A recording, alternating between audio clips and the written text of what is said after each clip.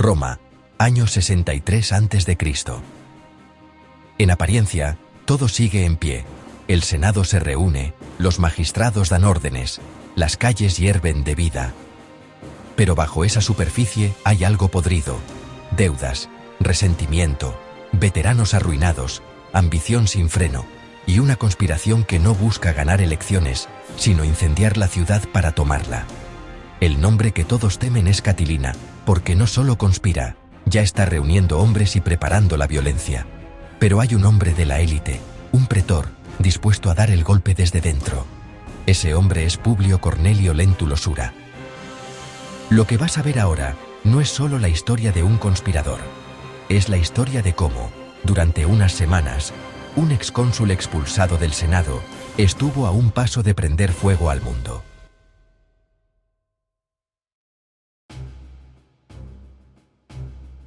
Lentulo Sura no era un cualquiera, era un Cornelio, de una de las familias más antiguas y orgullosas de Roma. Hizo el cursus honorum, alcanzó la pretura y en el año 71 llegó a la cima. Fue cónsul.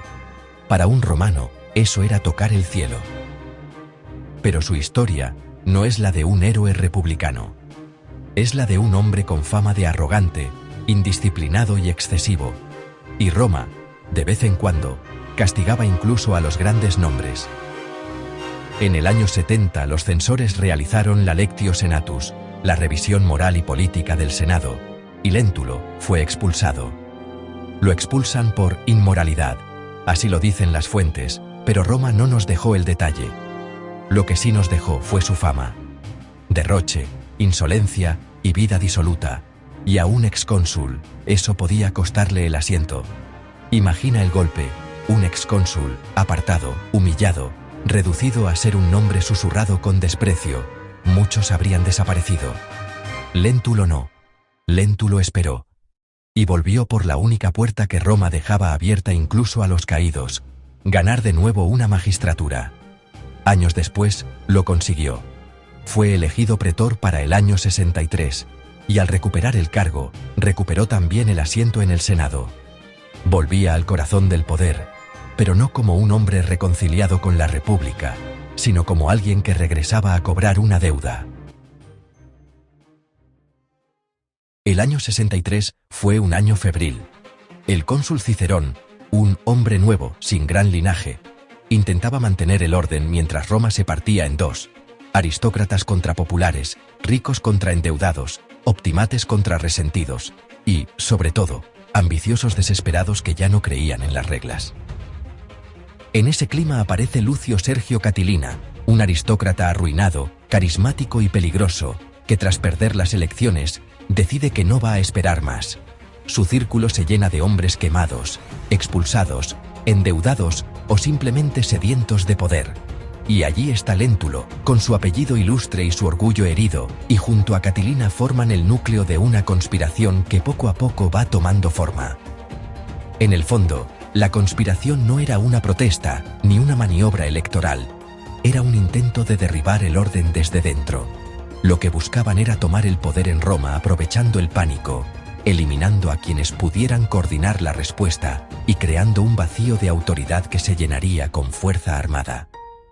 Para muchos de los implicados, la promesa era doble: un cambio político radical y, sobre todo, una salida brutal a su situación económica, porque el proyecto incluía medidas que atraían a los desesperados, alivio de deudas y recompensas, y canalizaba la rabia social contra la élite gobernante.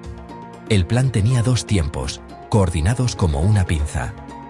Dentro de Roma, los conspiradores pretendían golpear de noche y en varios puntos a la vez, asesinar a Cicerón y a otros objetivos clave, y provocar incendios simultáneos que desbordaran cualquier intento de control.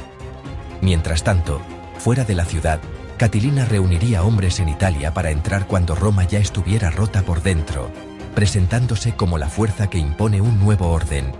La clave era no conquistar Roma con un asedio, sino hacer que Roma se rindiera a sí misma por pánico y desorganización. Cicerón empieza a recibir avisos, rumores, nombres, movimientos. Y cuando siente que ya no se trata de una amenaza vaga, sino de un plan real, decide hacer lo que ningún cónsul hace a la ligera: llevarlo al corazón del poder. En el Senado, delante de todos, expone la conspiración, señala a Catilina como el centro de la trama y lo acorrala con una acusación pública que convierte la tensión de las calles en una crisis abierta. Roma entiende, en ese instante, que el enemigo no está fuera de las murallas, está sentado entre los senadores. Catilina intenta sostener la mirada, defenderse, presentarse como víctima de la élite, pero el ambiente se vuelve irrespirable. Sin apoyo suficiente y con la ciudad vigilante, comprende que quedarse en Roma es esperar el arresto o la muerte política. Y entonces toma la decisión que cambia el curso de la conspiración. Abandona la ciudad y huye para reunirse con sus fuerzas en Italia, con la esperanza de convertir el complot en una guerra. Pero Léntulo no entra como un secundario, entra como alguien que cree tener un papel histórico. Las fuentes antiguas nos dicen que se aferró a una idea casi mística, una profecía atribuida a los libros sibilinos o a rumores que circulaban como pólvora, según la cual 3 Cornelios estaban destinados a dominar Roma. 2 ya habrían sido Sila y Cina. Faltaba el tercero, y Léntulo, Cornelio, excónsul, recién vuelto al Senado, se miró al espejo y pensó: «Soy yo». Cuando Catilina abandona Roma para unirse a sus fuerzas en Italia, la conspiración en la ciudad necesita un jefe. Y el que ocupa ese vacío no es un don nadie, es un excónsul con toga pretexta, con redes, con contactos y con hambre de destino. Con Catilina fuera, Léntulo se convierte en el rostro visible del complot en Roma. No actúa solo. A su alrededor están hombres como Cetegus, violento e impaciente, Estatilio, Gabinio y otros senadores y caballeros comprometidos. Pero para que una conspiración así funcione necesitas algo más que puñales, necesitas hombres, dinero y apoyo armado, y aquí llega el movimiento que condena a Léntulo. En Roma estaban de paso unos embajadores galos, los alóbroges, representantes de un pueblo oprimido y endeudado con los romanos. Léntulo y los suyos les prometen lo que suena irresistible: alivio, alianzas, poder. Si traen apoyo militar desde la Galia. Los alóbroges escuchan, asienten y piden pruebas. Léntulo comete el error clásico de los conspiradores que se creen tocados por la fortuna: dejar rastro. Se redactan cartas, se firman compromisos, se organizan mensajeros. Y mientras en las casas de Roma se apagan las lámparas, alguien cruza la ciudad con documentos que, si llegan a destino, podrían encender una guerra. Pero esa misma noche, los alóbroges toman una decisión fría y calculada. En lugar de apostar por la conspiración, prefieren asegurar su posición ante el poder legítimo y poner el complot en manos de Cicerón. Los alóbroges informan a quien deben informar. Cicerón, que ya sospechaba, decide actuar con precisión quirúrgica. No quiere solo acusaciones, quiere pruebas irrefutables. Se prepara una emboscada en un lugar perfecto, el puente Mulvio, una salida clave de Roma hacia el norte. Allí interceptan a los mensajeros que llevan las cartas y los acuerdos de los conspiradores. Cuando los capturan, la conspiración deja de ser rumor y se convierte en evidencia. Los documentos regresan a la ciudad como un cuchillo envuelto en pergamino. Léntulo y los principales implicados son detenidos. Y aquí hay un detalle decisivo: no se detiene a plebeyos sin nombre. Se detiene a un pretor en ejercicio, a un excónsul, a miembros de la élite. Es una crisis constitucional en tiempo real. Cicerón convoca al Senado, se leen las pruebas, se interroga, se confronta. En las fuentes, Léntulo aparece vacilante, un hombre que había soñado con el poder absoluto, pero que, cuando la red cae, entiende que Roma no es fácil de tomar. Porque Roma tiene una máquina institucional capaz de aplastar incluso a los grandes. Es 5 de diciembre del año 63 a.C., en el Senado se discute el destino de Léntulo y los demás conspiradores. La tensión no es retórica, es física.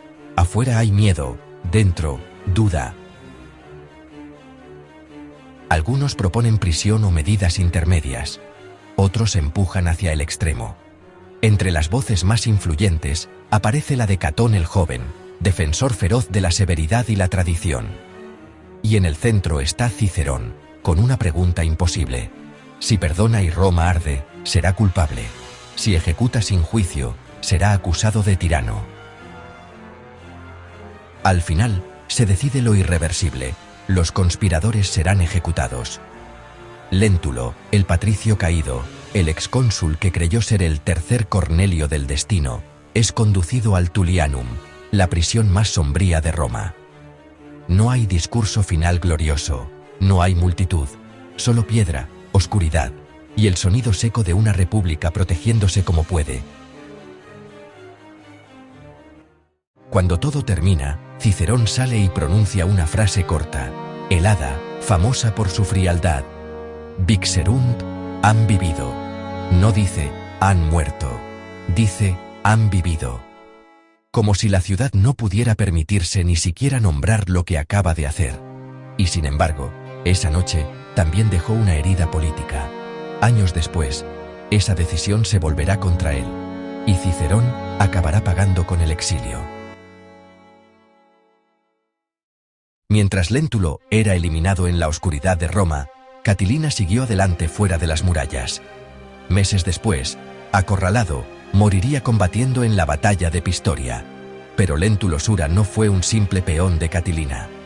Fue la prueba de que el Senado podía generar monstruos incluso entre sus apellidos más nobles. Un hombre que lo tuvo todo, cayó por su propia conducta, y volvió convencido de que el poder no se recupera con mérito, sino con fuego. Y si hoy su nombre no resuena como el de César o Pompeyo, es porque su historia terminó antes de tiempo. Pero el método, la idea de que, cuando pierdes en la República, puedes romperla, no murió con él. Solo esperó a otros, con más talento y más suerte. Si te ha gustado esta historia, y quieres más episodios donde la República de Roma estuvo a punto de romperse, suscríbete ahora y activa la campana. Déjame en comentarios qué personaje o qué crisis quieres que cuente después.